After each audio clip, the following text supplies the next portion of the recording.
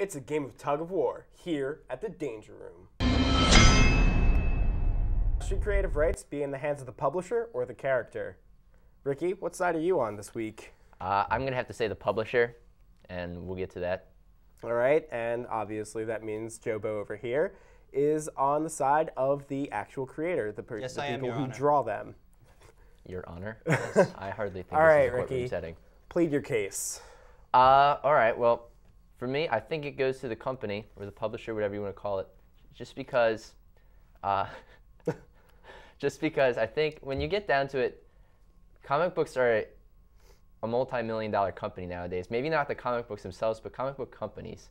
They're making movies. I mean, if you haven't seen the Avengers, what are you doing with your life? But they give the writers credits where it's due. They have their names there, courtesy of Stan Lee, and everybody knows they wrote it. Like, Stan Lee's in every freaking movie now. Praise be to the Lee. Yeah, and you know, Bob Kane for creating Batman.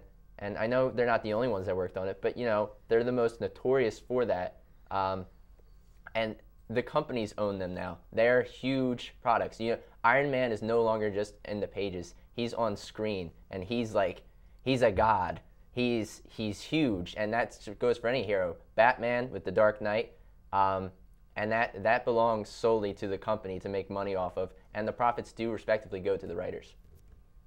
All right, Jobo, your rebuttal. Okay. First off, I'm going to say without those creators, you wouldn't have Iron Man up on the screen. You might have some cheap imitation Iron Man, but you're not going to have Iron Man because he wouldn't have been created by said creators. So, granted, I understand you cannot give complete ownership to the creators. Yes, I understand that, but they should get compensation. Yes, they get their name attached, but I will bring you to an incident that happened in 2012.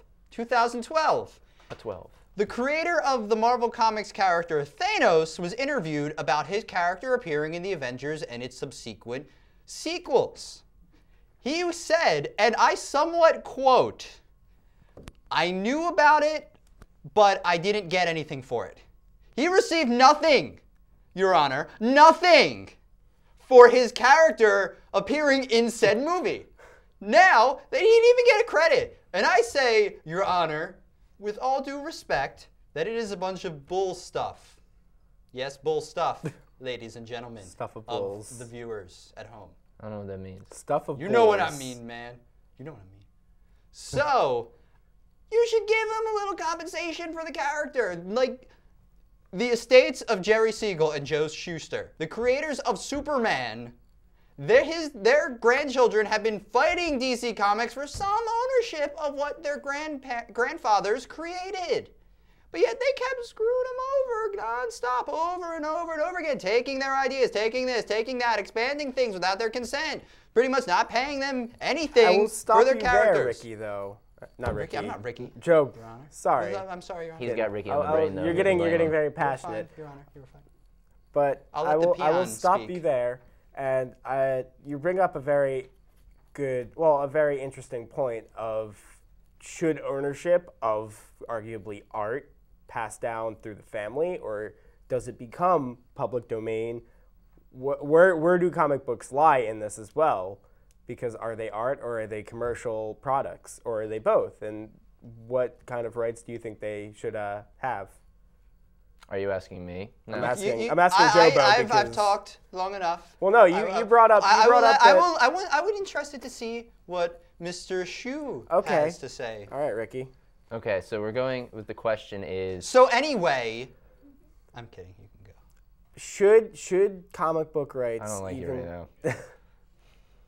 Continue. Should comic book rights even become like hereditary? So if somebody drew it and was a creator of it 40, 50 years ago, does that mean their kids should own the rights for it? Absolutely not. I think maybe if the guy dies on duty, I don't know how that might work. Yes, and if sure, but like I can't see that being like a thing. It was Jack Kirby that drew for Stan Lee for so many years, and he drew, not his kids. So the money doesn't go to them. If Jack Kirby gets the money, sure, he can give that to his kids or his grandchildren, whatever, fund their college education. But no, the money does not go to the children. It's more, if the creators say that, if it's in their contract that it should go to them, I agree with you to some extent. But unless it's like, I want the rights to be retained through my descendants, then it should be with said descendants. Also, just credibility overall. Can you say who co-created Spider-Man with Stan Lee? Steve Ditko. A lot of people will know that. He created a lot of characters with Jack Kirby too, but I bet you don't know that. All right, so now it's time to announce the winner. And you both bring up very good points, but I will have to say that the winner is Ricky Shu.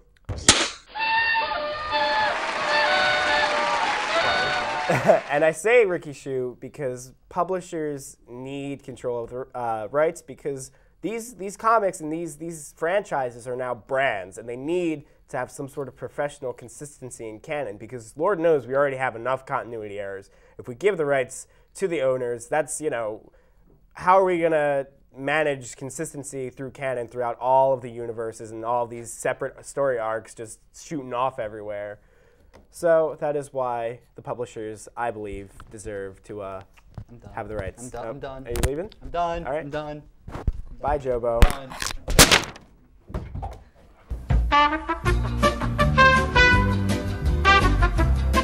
So when we come back, we look at not Seth Rogen Green Hornet here on Between the Panels.